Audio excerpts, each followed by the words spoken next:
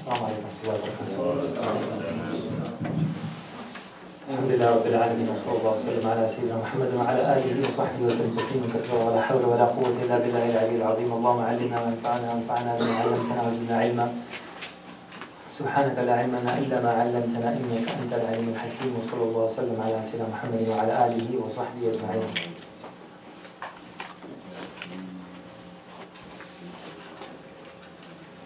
Alhamdulillah.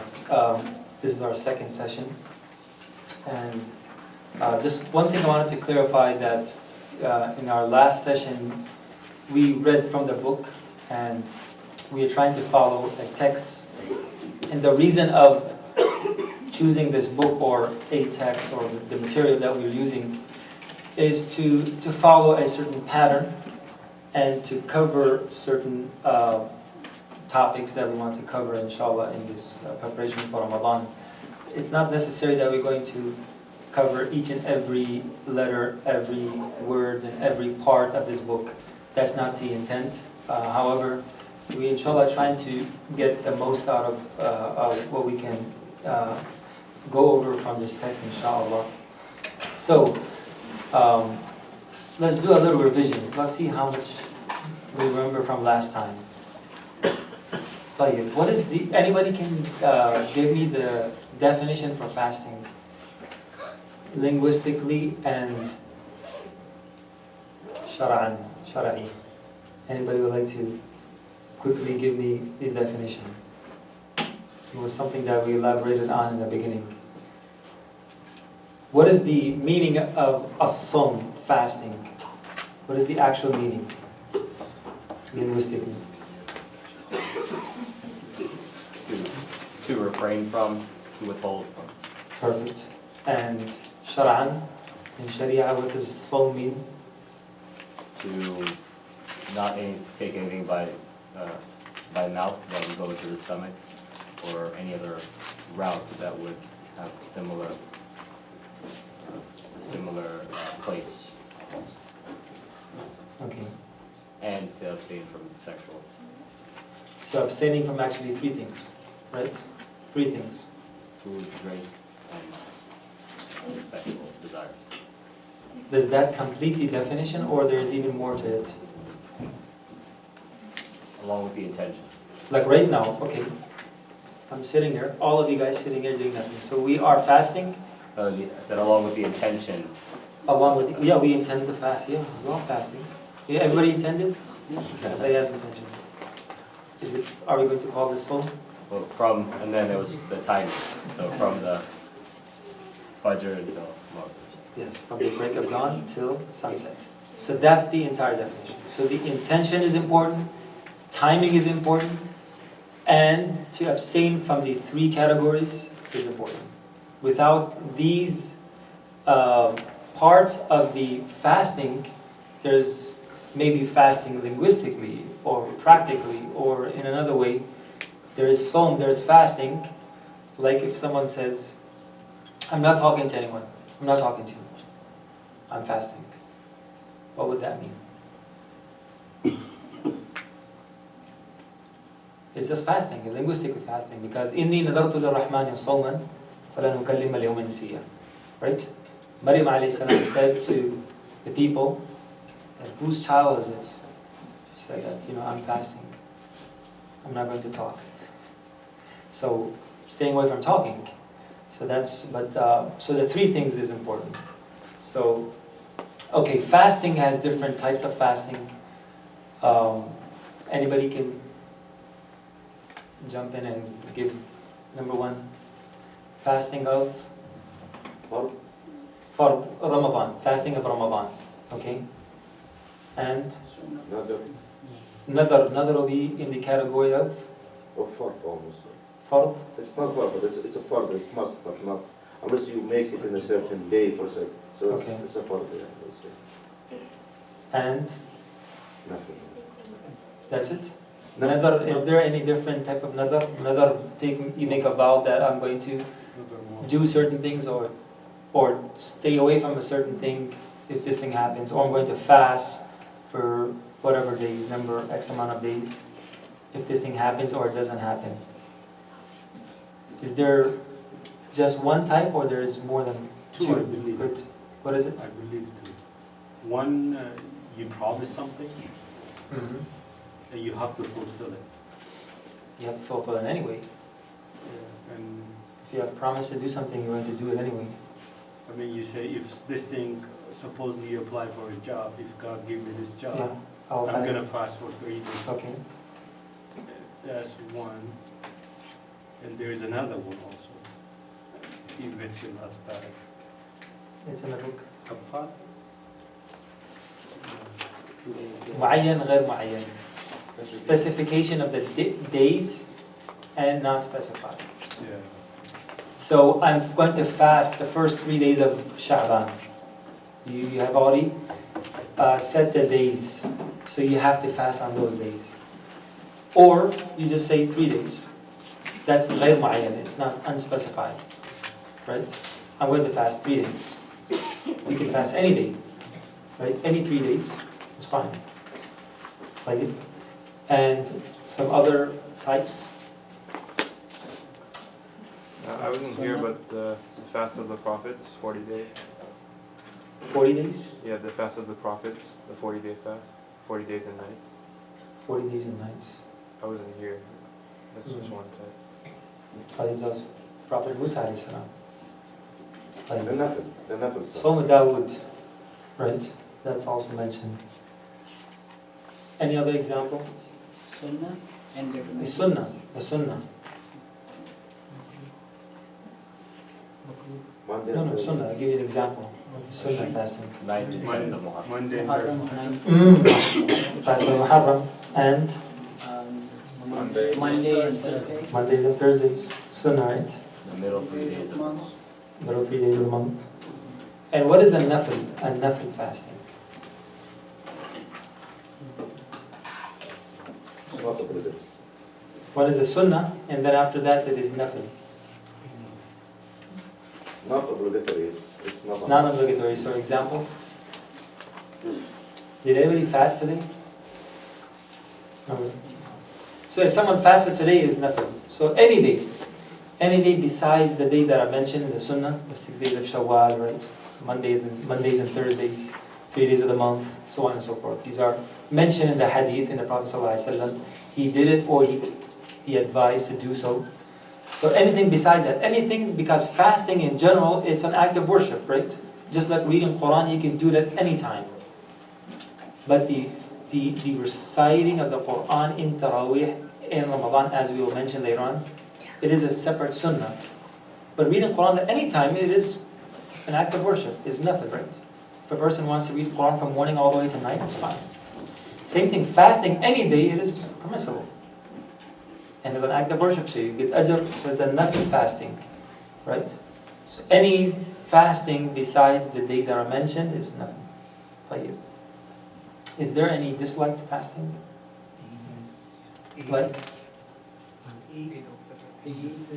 Is it okay if someone fasts, or it's very strongly, highly disliked? Highly disliked. What does that mean? It is close to what? Close to haram. Close to haram. What does that mean? It is disliked but close to, because it's not mentioned in a precise text from the Quran or from the Hadith and Mutawatir. So it doesn't have the status of something that is prohibited in that category. So haram is it's the highest category. Just like we have fard, the highest category of commands, and the highest category on the other side is haram. So anything below them, below the fard is wajib, and below the haram is makruh tahrimi. A dislike that is close to haram, and that's what calls makruh, but it's like haram. So it means eventually the consequences is the same. So it is not permissible to fast. How many days? 5 days. Right? And then we have somehow disliked, which are Fridays, separately, Saturdays, right? There's exceptions for that as well. Okay, we talked a little bit about, as we mentioned in the definition, part of the definition was that to make your fast valid, you have to have a intention. Now, intention is a very broad word, right? I intend to do this, right? What do you mean? Firm intention, like people say, inshallah. Inshallah, I will do it. Inshallah, it means if Allah wants, I don't really have the intent, but if Allah gives me tawfiq, I will do it, right? So there's many ways that a person makes the intention of something. Sometimes a person intends to do it, but he's not determined or he's not certain about specifically what to do, right? There's no specification. So this is what is the chapter about. Ta'yin and without ta'yin. Meaning that you specify which kind of fasting you're doing, right? From these 6 that we mentioned, one of them, or it's just in general fasting, like any nafil fasting. I'm just fasting. So the first one is called ta'yin, that you specify this type of fast. I'm fasting from Ramadan. I'm fasting a qada. I'm making up the fast that I missed in Ramadan. Or I am fasting Monday because of the sunnah fasting. So that's specifying your intention. And general intention, mutlaq, it means that you intend just fasting. I want to fast according to the definition, right? Fasting from morning until night, right? Staying away from these 3 categories to please Allah subhanahu wa ta'ala. That's it. So that's called mutlaq. What is it called? Mutlaq. Or they call it ghayr mu'ayyan, not specified, unspecified. And the other one is called mu'ayyan, that you specify a certain type of fasting. So now, there are certain fasting that whether you specify which fasting or you don't, it will count from that particular fasting. Right? And some of them you have to specify the exact fasting. That I am fasting from this type. Follow? Then there's another part to it. Making the intention, where does it start? Is there any limits to it? You can intend any time, or there's any limit to the timing until where you can make the intention. For example, someone didn't have any intention of fasting, and now it's about tulu' al-fajr. It's about fajr time to enter, and the fasting will start from that time. Does he have to make the intention before the time enters, or if he had no intention and he waited until fajr time ends and then the sunrise, and after that still he can make the intention or not? We talked about that in the previous class, and we talked also about the middle of the day. There are 2 different middle of the day. Anybody can quickly summarize it, if you remember from the previous class? The middle of the day in Arabic is known as نصف النهار. There's نصف النهار شرعي and نصف النهار عرفي. نصف النهار that the Sharia has determined, and one that known as, in general. And it's from dawn to Nisful Nahar. So the break of dawn all the way to where? Nisful Nahar. No, all the way to where? From Sunset. The middle of that. That's a Nisful Nahar. Nisful Nahar what? The day. No. So it's not noon.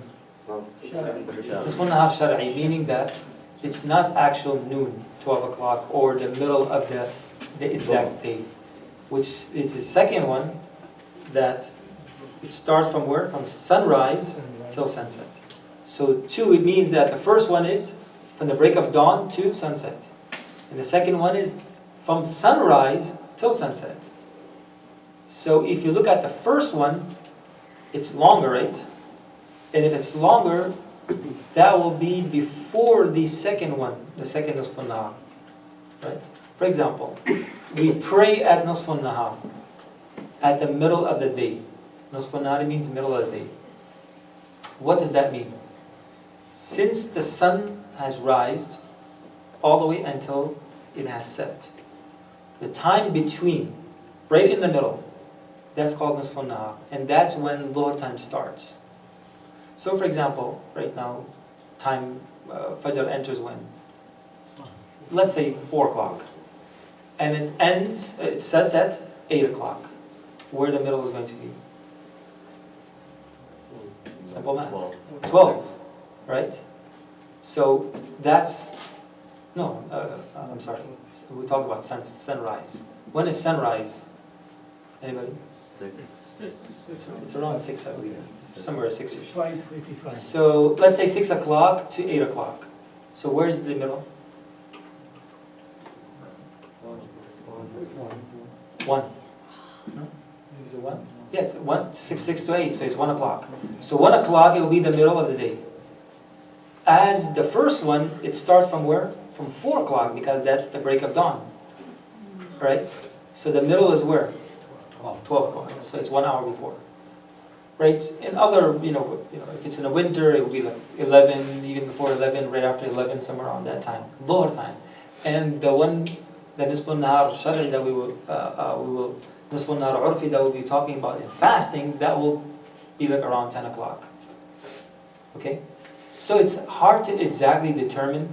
So you could maybe, make a assumption that it will be like an hour and a half before the dhuhr time enters, to make it simple and easy, right? So, some fastings you have to make the intention before the break of dawn. And some you can delay it all the way until nisf al-nahar urfi, meaning an hour or hour and a half before dhuhr time enters. Get it? Everybody else? Because this is important. If you didn't understand, I can repeat it again. Like, as we determined that there's 2 middle days, there's 2 noon times, as we know when we talk about in fiqh. One is the nisf al-nahar shar'i, that's the time when dhuhr time starts. That's the middle of the day, determining from sunrise to sunset. And the other one is the middle of the day, determining it from the break of dawn till sunset, which makes it an hour and a half before the dhuhr time. Right? So some fastings you have to do it before the nisf al-nahar urfi, meaning you have to do it before an hour and a half before dhuhr, and some you have to do it before the break of dawn. If you didn't do it, your fasting will not count. Let's quickly go. Is that clear? This is for intention? For intention. So we talk about intention. We're still on that. Let's go to the table. Okay. So, fasting of Ramadan, right? Ramadan, it's already determined that you're going to fast from the first of Ramadan all the way till whenever you see the moon for Eid.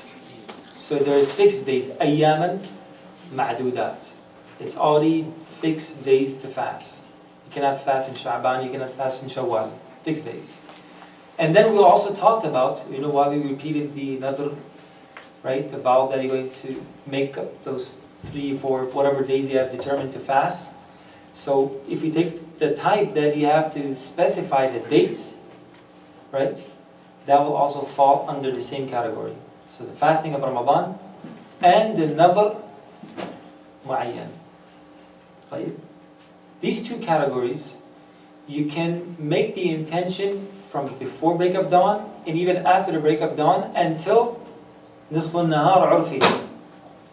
Right? The middle of the day, an hour and a half before dhuhr time. So if someone had no intention, right?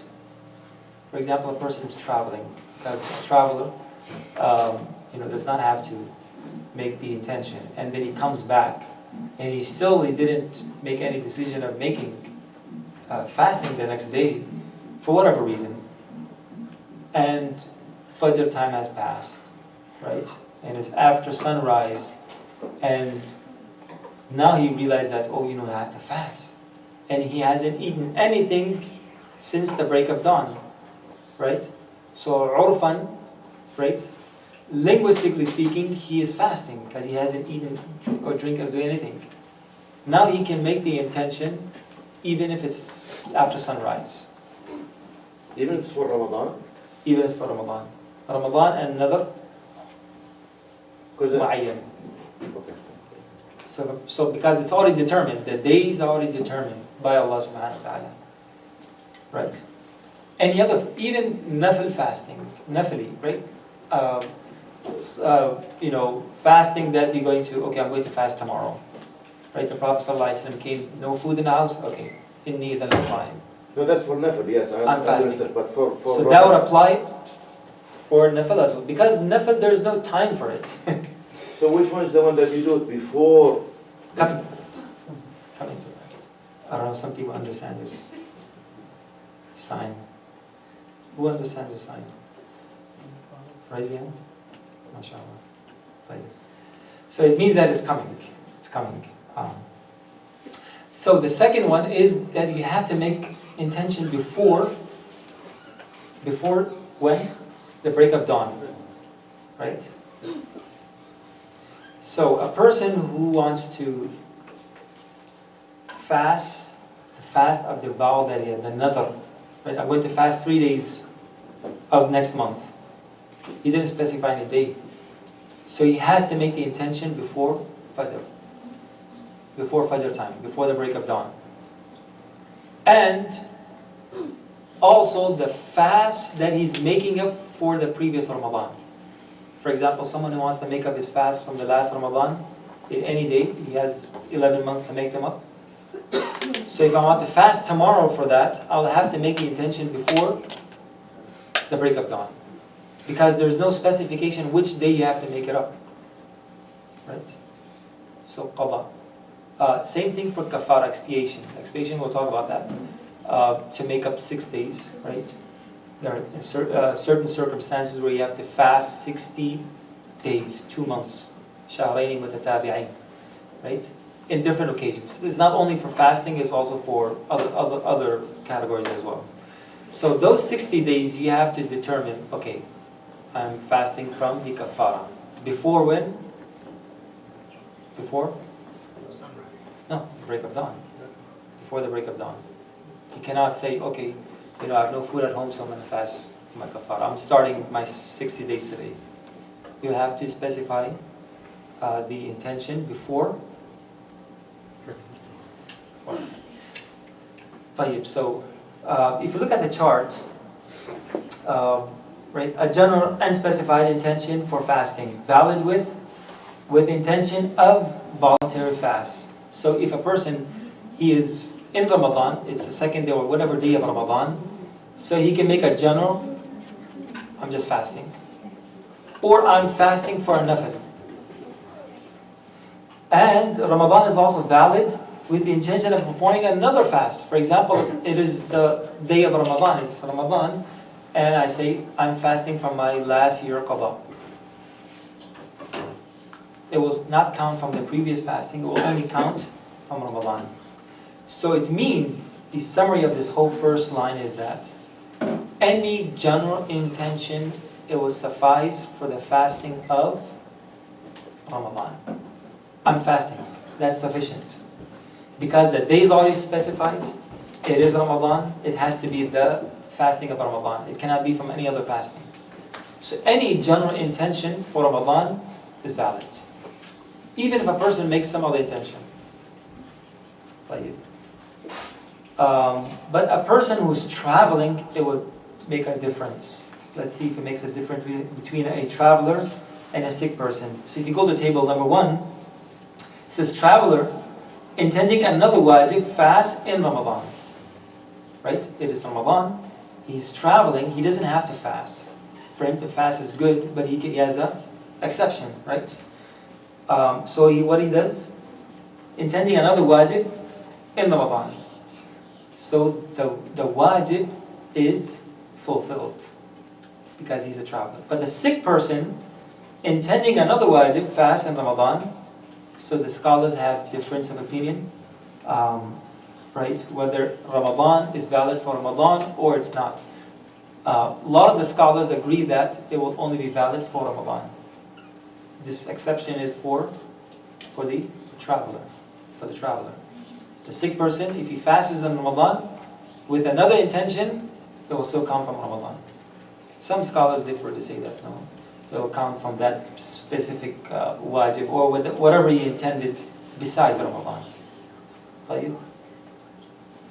So if we're talking about Ramadan, so Ramadan fast is valid with any, go ahead, Unspecified. any general intention for fasting. What if a person intends for another qada, another fasting? Would it count? If he's not a traveler, not a sick person, it will count from Ramadan. The traveler will count from that, what he intended, and the sick person, most scholars agree that it will count from Ramadan. So that's the summary, without going to every single detail. طيب. The next part he goes on to, after that, he talks about, what are I've already mentioned that. So let's go to the chapter that is on the same page. فصل فيما يثبت به الهلال وفي صوم الشك وغيره. Signing the moon and fasting on the day of doubt. So, who can tell me what is the day of doubt? I just have a quick question about Okay. where it says the traveler that's intending another wajib fast, it will count towards the wajib fast. Towards the wajib, yes. Will it count towards the Ramadan fast? No, to that wajib. Because he, But then you have to make up that Ramadan fast yes. at a different time. Yes. Okay. Yeah. Because if he chooses not to fast, he will have to make it up anyway. So now he's intending for another wajib, he'll have to make up that fast for Ramadan. طيب, ثبوت هلال Ramadan. This is the most, they usually call it moonsighting or moonfighting. And it's something that it is very common in the West, not in the other Islamic countries or Muslim countries. It's not a big deal, not a big issue, because they have a very strong tradition and a system that has been there for decades and centuries. So usually it's not a big issue. Normally here in America, and especially North America, this issue has come up a couple of decades ago, not too long ago. So normally, speaking in general, as a general topic of moonsighting, here in America, and maybe Canada as well, parts of Canada, there are three methods that are practiced. This is speaking at a practical level. One is a sighting that the local people sight the moon and follow that local sighting. Every local area follows their own local sighting, right? Whether it's time zone or the whole country, right? Normally, in general speaking, it's usually country, the whole country following one sighting. Anywhere in the country, if it's sighted, we take that. Even somewhere down south, or even North America. I'm sorry, Canada. They also include that as one Nakhlah. So that's one method that is used and practiced here. Go with local sighting. The second method that is used is going global. Now, what does that mean? It means that anywhere in the world that the moon is sighted, everyone in the whole world, in this whole globe, whether he's in a Muslim country, non-Muslim, he's in the east or in the west, north, south, it doesn't matter. One place is sighted, everybody follows that. Now that, it is not actually what is practical, what's happening. Right? What happens is that they usually depend on a certain country or a certain region, and they will go according to their sighting, and they will not do the effort of doing any sighting. Right? So for example, you will see if you go to a moon sighting website or any websites where they show who follows whom. So you will see a lot of countries following just Saudi. Right? Saudi does not take sighting from outside of the country.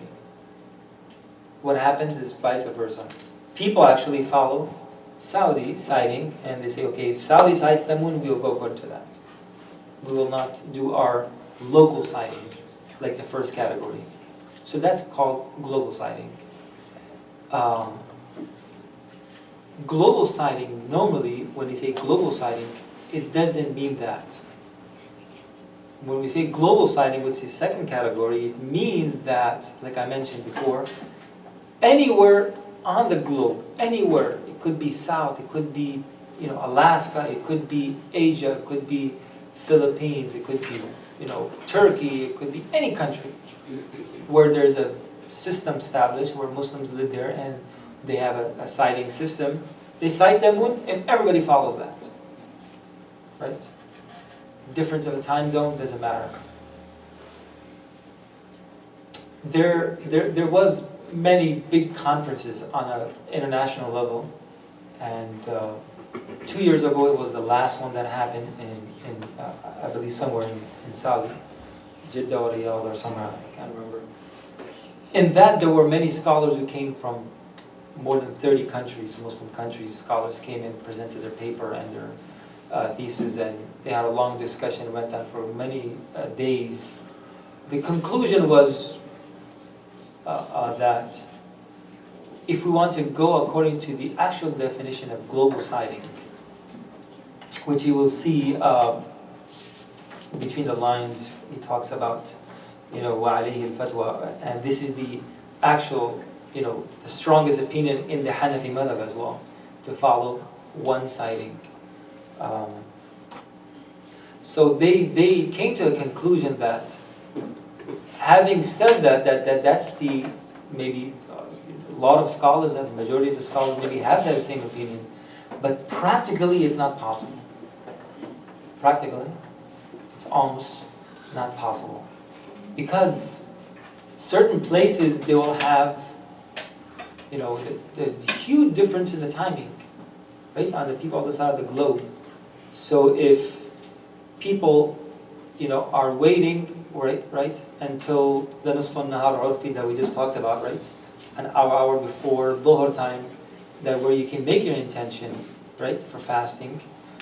What if in the other place, the time, before, the time, because after sunset you will see the moon. You cannot sight the moon before sunset. It's hard to.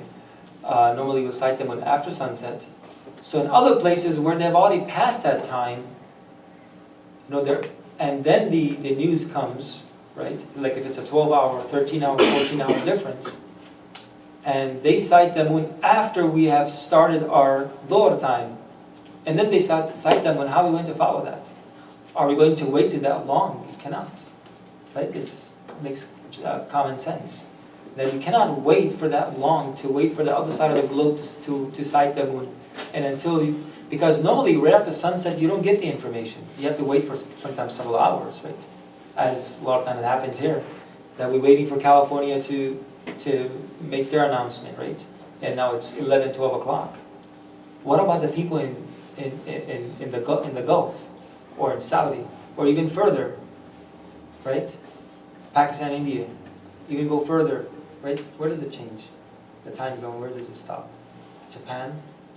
What is the furthest country that has the furthest time from us? Like where it will be after Dhuhr at this time? Australia. Australia? 15-hour Perhaps maybe Australia. So people in Australia, are they going to wait for us until we announce, until Dhuhr time? It's not possible. So it's not practical. So that's why they didn't totally agree, but the assumption was that, you just follow, the local sighting. Saudi does that. They have local sighting system and the witnesses, and they have the whole system there. Now, other countries who choose to follow Saudi, that's their choice. Right? Saudi does not tell everybody to follow them, and neither they have announced something like that. The third category of the methods that we see and people practice here in North America is simple calculation. Right? Calculation meaning that astronomically, if it says that the sun, it is visible, you can sight the moon even if with binoculars or anything that you use with any instrument. I mean, the sun, after sunset, there was a certain time that after the birth of the moon, there's a timing for that. We don't want to go to all of that detail. But if it's possible to sight the moon, then we start the month of Ramadan, even if people didn't see the moon, if there was no actual sighting.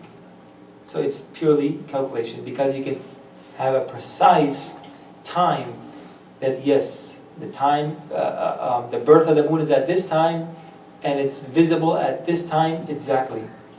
Now it depends on whether you see it or not. That's a different part. But is it visible? Okay, it's visible. Khas, we start the month of Ramadan. And you can calculate that a year ahead, 10 years ahead, just like we have the lunar calendars, right? We have 10 years, 20 years, 50 years. You can do the same for Ramadan as well. Calculate it. Because calculation is very precise. How 100% accurate is that? We don't know. Anybody knows? Is it 100% accurate? We don't know. I don't think so it's 100% accurate, because it could go wrong. Could be a little mistake. But wallahu alam. But it's the most accuracy that you can get to. So that's one method that is practiced here in the United States. Most of the scholars, generally speaking, throughout the Islamic scholarship, it is to practice actual sighting, right? Actual sighting. To sight the moon, because the Prophet ﷺ said it very clear. تَصُومُ لِرُؤْيَتِهِ وَأَفْطِرُ لِرُؤْيَتِهِ. Fast by seeing the moon, and stop fasting by sighting the moon. Ru'ya, right? See the moon, right? So ru'ya is the word, and it's very simple. And the Prophet ﷺ and Allah subhanahu wa ta'ala has given us this religion so easy, simple, not complicated, right?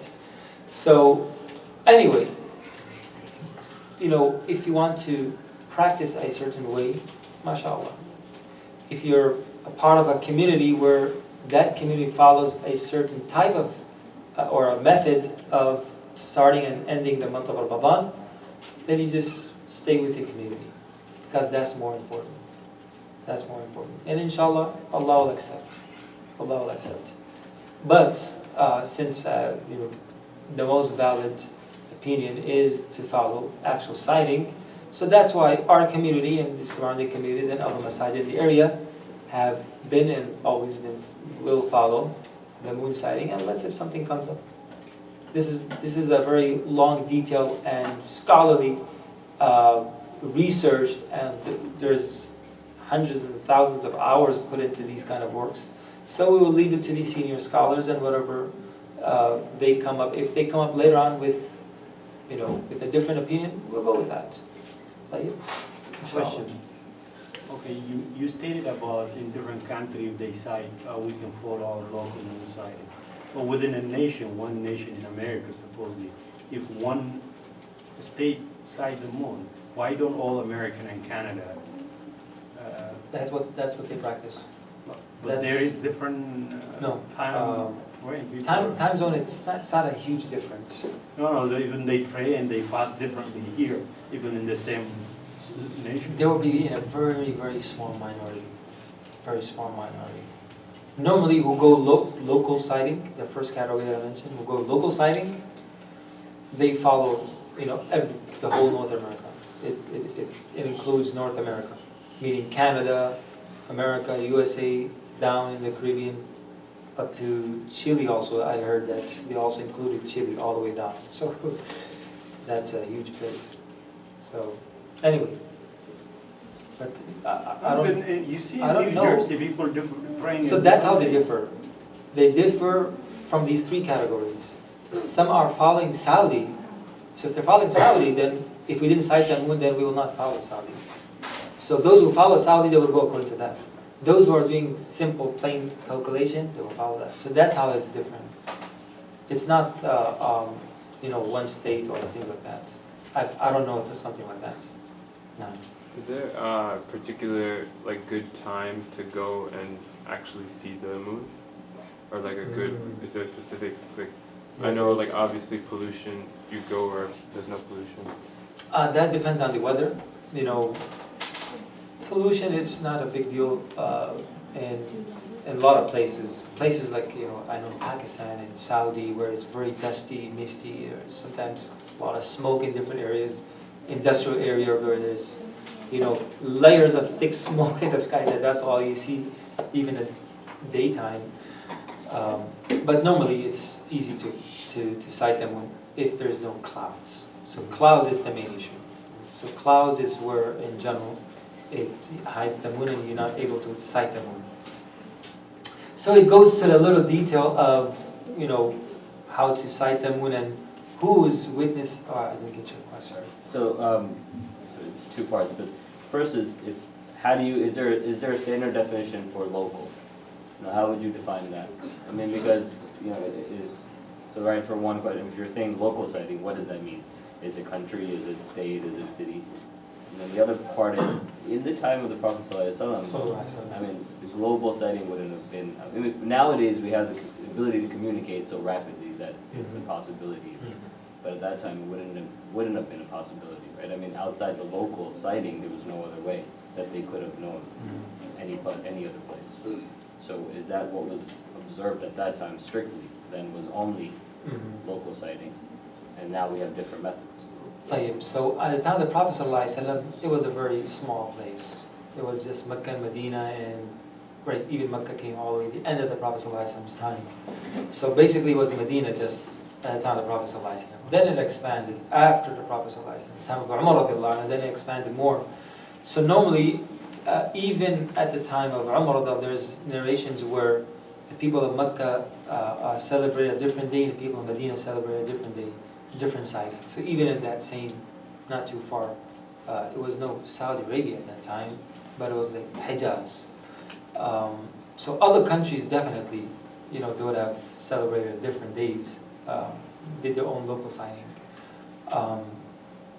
And looking at all the hadith and the sayings of the Sahaba, especially the hadith of Aisha radiallahu anha, that fast when the people see the moon. So it is in general. And that's why the fuqaha later on, they said that global, it is the way to go. So if people sight the moon in Mecca, everybody has to follow that. So that was their opinion. But then later on, even with all of our, you know, communication and the, you know, the advancement of the communication, there's still these complications that I mentioned. That is hard to practice this global sighting. Because what happens, for example, Saudi does not take a witness from outside of the region. Outside of Saudi, if someone comes to sight the moon, they will not accept that. So by definition, it's not global sighting, even if people want to follow only Saudi. If they accept from anywhere else, if they accept from China, for example, or from Bangladesh, or from the Philippines, or from Chile, then we will say, yeah, all the Muslims, we should unite the Muslims and everybody follow, you know, one sighting. That will be, mashallah, Eid day for us. But it's, you know, it's not. And how about locality? Is there a definition? There's a long discussion on the matla', is known as matla', and the qutr and all those different words that is used, how to define, you know, a different region. But, you know, to make it simple, North America, all of them, Canada down to Chile, it is one matla' for all of us. But Saudi, in Saudi, it's only Saudi. They don't So consider they have defined their matla' that is only Saudi. I don't know, maybe they take from some of the neighboring countries, which comes in the same time zone, for example, Egypt or maybe Jordan. I don't know. I have no idea. But if you see from geographical point of view at the same time, or from clarity of the moon, there's more chances to sight. chance to see in the Yes. Saudi compared to the Western Hemisphere. So that's why I mean, you know, going to the next part. So if you want to faster, wait for. I don't know. Australia is ahead of us or behind us? I think they're ahead of us. No, they're ahead of us. Ahead of us. So the Australian people that are going to wait for us, wait for California, Or even Hawaii. Hawaii is even 3 more plus, right? So that's even more, so it makes a big difference. Practically, it's not doable. Anyway, so we can go on for days, actually. This topic goes on for days, actually, to go into all the specific details. طيب. So Yawm al-Shak, he talks about Yawm al-Shak. Yawm al-Shak, it's the 30th of Sha'ban. Yawm al-Shak, the day of doubt. Right? Because on the 30th is what? It's either the first of Ramadan or you're completing 30 days of Sha'ban. Okay? Yawm al-Shak, the 30th of Sha'ban. So you're not supposed to fast on Yawm al-Shak. Right? And then he goes on to some detail that for a qadi or mufti or knows the detail how to make the intention and how to go about the intention of whether it's Ramadan or not Ramadan and so on and so forth. So, but it is prohibited by the Prophet ﷺ that whoever fasts the day of Yawm al-Shak, he has disobeyed Abul Qasim. He has disobeyed the Prophet ﷺ. So he should not fast on that day, right? Because what happens that if a person says, I'm going to fast, right? And then it's Ramadan. So you have actually what? Added a day into Ramadan. If it was not Ramadan. For example, I started my fasting the 30th day, right? And then because it's just before Ramadan, it could be Ramadan, so I'm going to fast. So what happened, it was not Ramadan. And the next day, it was the first of Ramadan. So what happens? That he has added a day to the month of Ramadan. So that's the outcome, and that's the reason why the Prophet ﷺ said not to fast. But a day and a day or two before that, meaning to fast on the 28th and the 29th, he says, it's kind of disliked. يُكْرَهُ وَكُرِهَ صَوْمُ يَوْمٍ أَوْ يَوْمَيْنِ مِنْ آخِرِ شَعْبَانِ. It is somehow disliked. It's not very strongly disliked. Unless if a person has to fast, right? Thursday. He fasts normally on Thursday. So it happens to be on that day.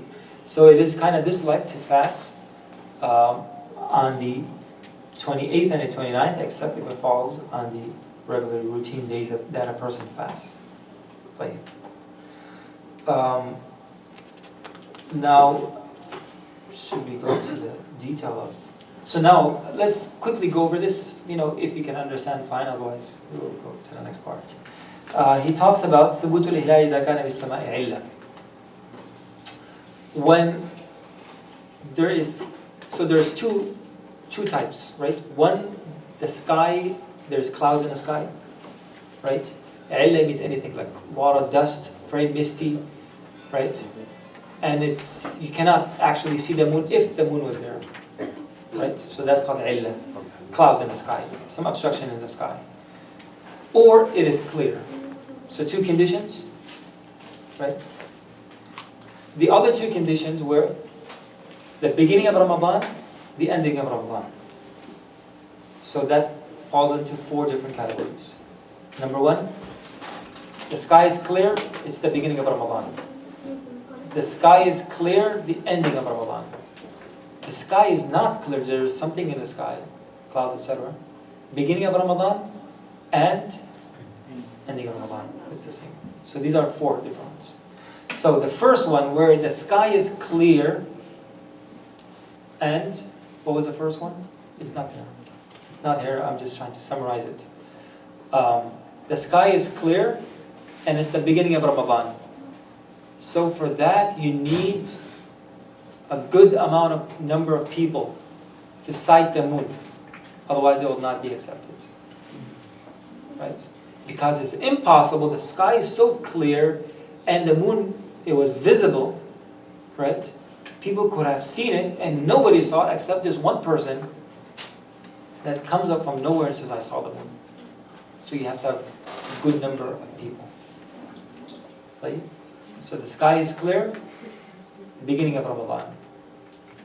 Sky is clear, ending of Ramadan. You have to have how many? Same amount of people. A good amount of people. And that depends on the qadi or the person who's in charge to make the decision whether beginning of Ramadan or ending of Ramadan. So it could be, if 10 people suffice and 10 people gives you enough satisfaction, then 10 people is good. If it's a very high, intense, heavy populated area, then you may say 50. Then you may say 20, 30, 100, it depends. There's no specific number. So a good amount of number that gives you satisfaction, where it's called yaqeen, right? Kind of satisfaction. So that's for when the sky is clear. Now we go to the third and fourth. The sky is not clear. There's obstruction in the sky. So for the beginning of Ramadan, one person, his witness is sufficient. Why? Because it was hardly visible. It was probably visible without the clouds, but since there were clouds and it's very hard to sight the moon, right? So if one person, because it happens that rate, for maybe a minute, there was the clouds dispersed and there was a clear sky and a person saw it and it disappeared. So there are very less chances to sight the moon. So that's why even if one person comes up forth and he gives his witness, and here he talks about a person has to be upright, or he's upright that he's known, or mastur, it means that there's nothing obvious from him that it is indecent. Any indecency, it is not obvious from him. It is not known, right? We don't know. Like all of us, including myself, we're all mastur al-hal. We don't know each other from inside. We all know from outside, right? We don't know what we have done in the past, mashallah. Hopefully that all of us were clear from sins, inshallah. Ask Allah subhanahu wa ta'ala clear our hearts and our minds. We should always think good about others. So that's mastur al-hal. We don't know about the person. Or he's known to be an upright person. He's known. So one person is sufficient. But now to end Ramadan, since you are taking a responsibility off of your shoulders, so it comes with more caution, right? To take on a responsibility is easy. Okay, I owe you $100. MashaAllah, give it to me quickly. But I don't owe you any money now. Now you're running away from responsibility. Give me a proof. Right? So normally to give something, nobody's going to ask you a proof. But so to take a Ramadan, okay, you need a witness. Something important. You're making it obligatory upon people. That's why one witness is sufficient, and if it's ending of Ramadan, 2. Or 1 male and 2 females. Right? Right.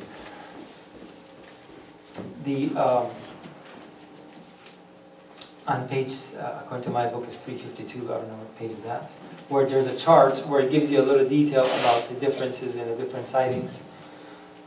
It has more to it as well. So you can look at that if you have time, inshallah. Because today I'm trying to complete before, a good 10 minutes before Salat.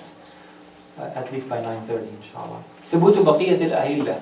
How do we determine every month? So just like we need a witness for Ramadan, we need the same for any other months.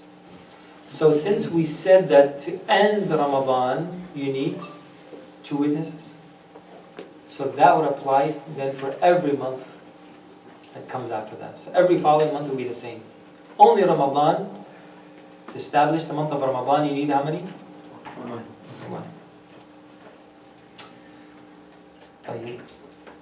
And there you go. حكم اختلاف المطالع. Right? So from different places. So you want to read that whole page? Please do so. I have one Most question. welcome to do it.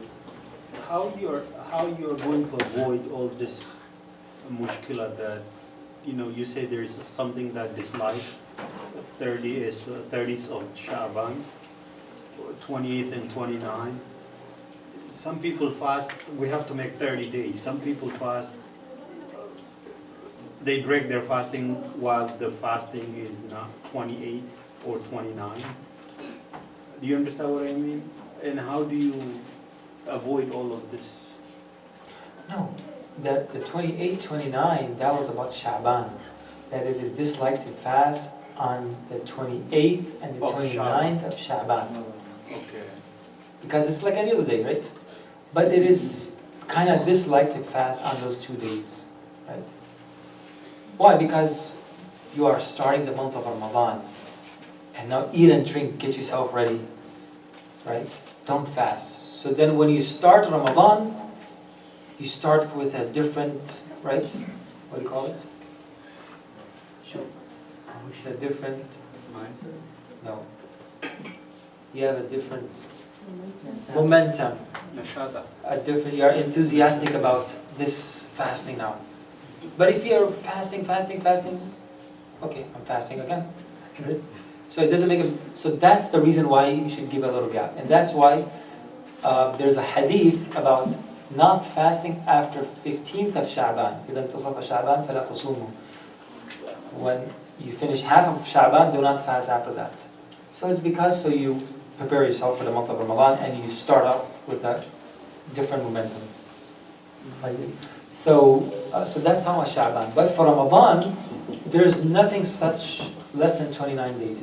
Because the month it has to be 29 or 30 days. 29 days is by sighting the moon, and the 30th day, it is the end of that month.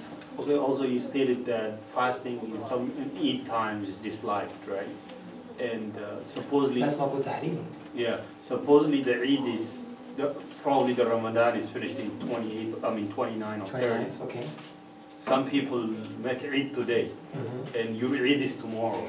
You are fasting today. We don't know which one is the correct one. And therefore there's a hadith that you follow your own people, what they are following. If it's their fasting, it's your fasting. If it's their Eid, it's your Eid. So if we are doing Eid, or we are fasting, and in Saudi there are, for example, I'm always saying Saudi just because it's always on the radar. Saudi is making Eid tomorrow, and we are fasting tomorrow. So people complain, how we are fasting on the day of Eid? It's their Eid. It's their Eid. They are making Eid, and they are celebrating their Eid. Ours is our fasting day, and we are doing Eid tomorrow because our Eid is tomorrow. Same thing with Qurbani. There's a hadith actually from Aisha radiallahu anha. She said that you fast on a day of people fast, and you do udhiyah, your Qurbani, on the time when people do the Qurbani. So if people are doing Qurbani in Saudi again, right, 10th of the Hijjah, and for you it's the 9th, the Yawm Arafah, it's fine. It's your Arafah because it's your people's Arafah. It's not the place Arafat, it's the day of Arafah. When you get to know your Lord. Arafah Rabbah, when you get to know your Lord. So it's your Arafah today. It's their 10th of the Hijjah, it's their Eid. And so on and so forth. So it's what you're following. So that's why I say even if your community is following global sighting, follow them. If they're following calculation, stay with the community. Why is one male's testimony equal to two females? Are you opening a can of worms? There's a long discussion and the answer goes on for hours. But this is how somehow some places, just to make it very, very short and to clarify some of the questions that normally people ask.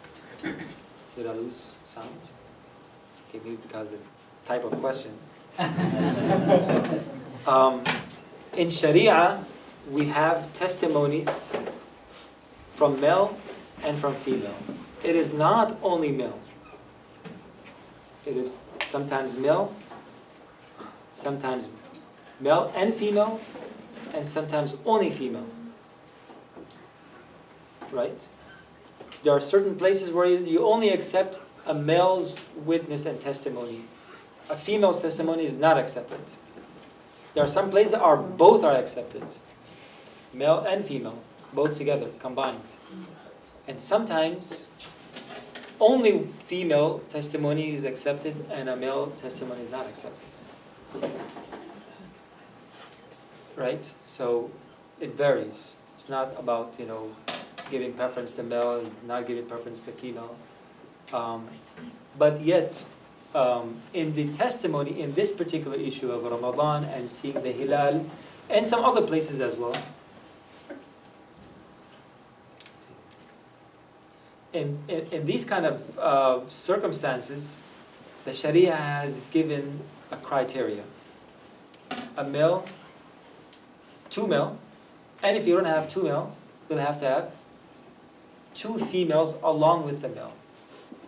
So, that's the way how, the Sharia is defined in this particular category.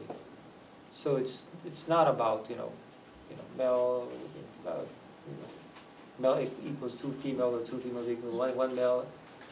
This category, this is how it's defined by the Sharia. Just like we have only male, only female, and this is where we have this criteria. Right? So that's a very general answer. Normally in interfaith programs it goes on forever. So let's quickly go to the next chapter. Play it. Inshallah.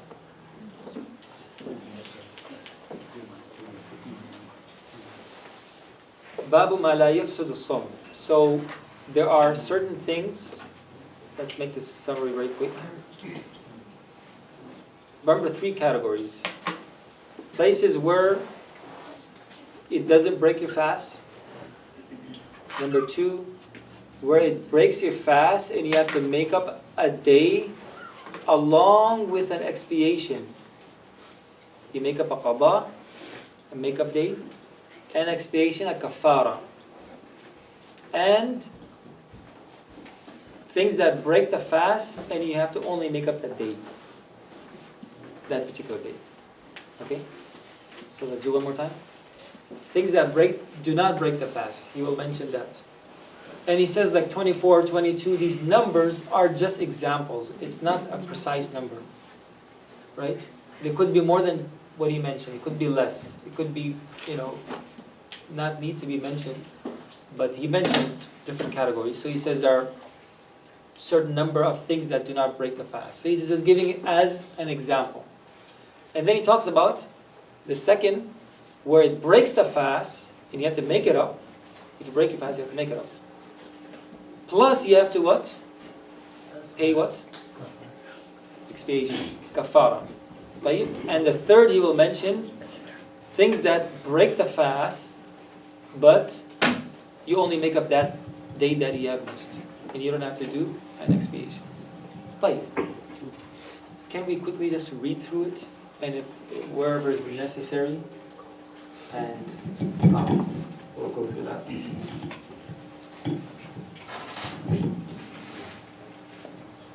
طيب, the reader, Qadi. Hold on.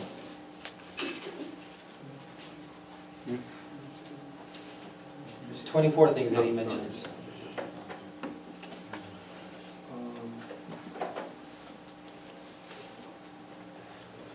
You want me to read from where that which does not nullify the fast under that? There are generally 24 things that do not nullify fasting. Eating, drinking, or having sexual intercourse forgetfully does not break the fast. The Prophet ﷺ said, if any one of you forgetfully eats or drinks while observing fast, he should complete his fasting, for Allah has fed him and given him to drink. So, as we mentioned, that the definition of fasting is to abstain from the 3 categories. If someone commits one of these 3, right? Drinking, alhamdulillah, but he did not remember that he was fasting, right? It does not break the fast. If someone had a huge meal at where?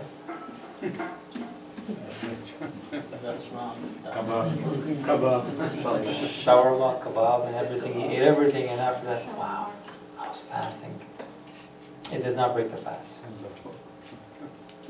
But if someone thinks that he broke his fast and then he goes and deliberately eats, then it will definitely break his fast. And if he knew the hukum that it did not break his fast, now he has to do an expiation. He has to do a kafara. So it means that if someone does one of these three, from one of these three categories, intentionally, it breaks the fast, and you have to do a kafara as well. طيب? So that's the first.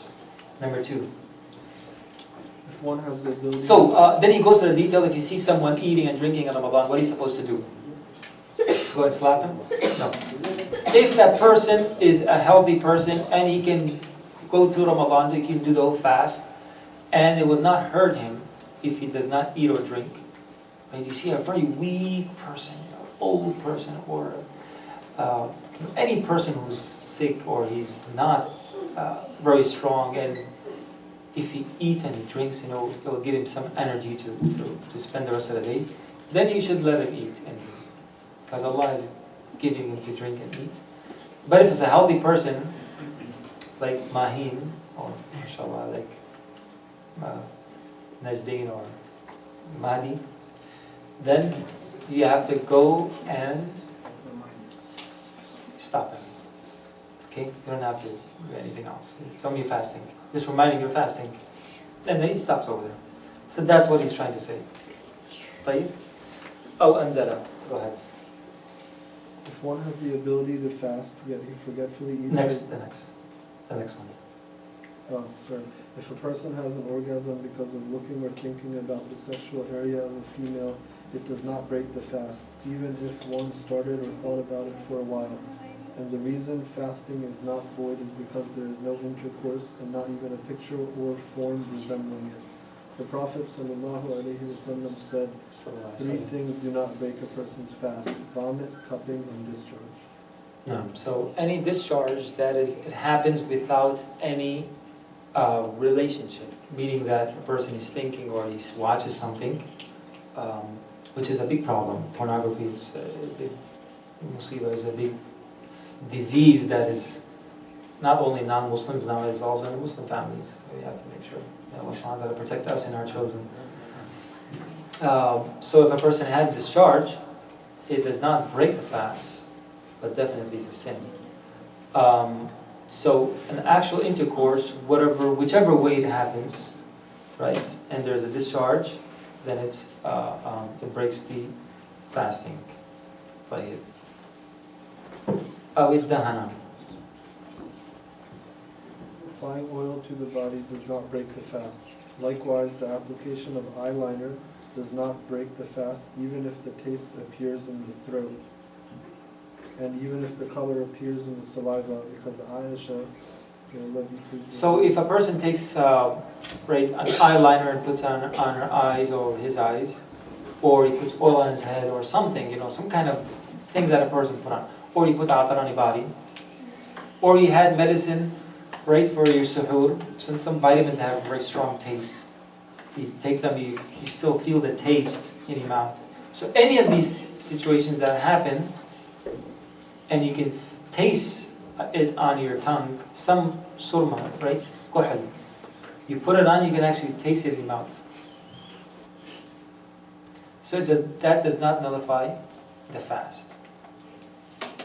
So the ruling is that anything that reaches to your stomach through an opening, and that's why some of these scholars, the early scholars, they said if you put oil in your ear or in your nose, it will nullify your fast. But now, doctors can, mashallah, it doesn't go down your throat if you put anything in your ear, like oil, right? And that's why you will mention that. So doing anything like putting atar on or putting oil on, it is okay, right? No. What about like brushing your teeth like right before? It is disliked to use toothpaste because you're actually putting something in your mouth, which has a flavor, it has a taste, and so on and so forth. So it is disliked to use it. Some of these scholars have mentioned that it's not a fatwa of the scholars, but some of the scholars mentioned that if you are in a public place, or you are in a masjid, or you are at work, whatever, and you are beside someone, and that person will, maybe faint because of your breath, right? So they have an exception for that situation, that you can brush your teeth, to make so that people don't feel bad, because that's more important. But anyway, it is disliked in general to use toothpaste. To use miswak, it is sunnah at any time. The Shafi'iyya say that after noon, you should not use miswak. It is makruh in the Shafi'iyya. The Hanafi say it's always fine. Miswak is sunnah at any time, whether it's even before Asr or after Asr, before Maghrib. So you can use a miswak. Cupping is also permissible. The person, if he does cupping, when was cupping? Anybody? Yeah. Hajama. You have done hajama, mashallah, is the sunnah. It's cure for all disease. And if anybody knows a female who does cupping, let us know. Inshallah, we'll set up something for the women.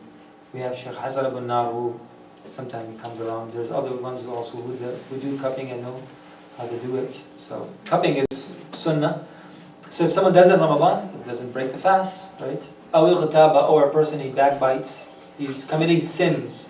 So that's an external thing. That's between him and his Lord, right? So backbiting is a sin. Someone who commits sins in Ramadan, it doesn't break the fast. If you made the riba of someone, it doesn't mean that he broke your fast. It breaks the spiritual fasting. Right? The Prophet ﷺ said to the women, go ahead and vomit. And fresh flesh came out. That's what you were doing. You were backbiting your sister. And you were eating from her dead flesh. That's what came out. So backbiting, it doesn't break the fast. Because we're talking about the fiqh, right? We're talking about the shari'i context. Or he intends to break the fast, or he doesn't. Meaning that a person who makes the riba to break the fast, or he doesn't. A person who says that, I'm not going to break my fast. I'm not fasting. Someone made a lot of pressure. So saying that or intending something, it doesn't break the fast. I want, like you see good food, you want to eat it, right? So that does not break your fast, because you really didn't eat, even though you made an intention that I'm going to eat. So same thing, he talks about dakhala, or smoke enters the mouth unintentionally, meaning that he doesn't go and deliberately inhale the smoke. So if you're in a place where there's smoke, it's fine, it doesn't break the fast. But where the smoke is coming out, you go there and you, right? Or you actually smoke, it will break the fast. Smoking breaks the fast. For dust and things that it is hard to avoid, anything that is hard to avoid from inhaling and taking in, that it is, it is an exception and does not break the fast. A person who is in a state of janaba, that he has to perform ghusl, and he does not perform ghusl until the break of dawn, right? Fasting is okay. A person had a relationship with his wife, or wife for both couple, and they did not do their ghusl before the break of dawn, they still fast, and they will make their ghusl even after the break of dawn, right?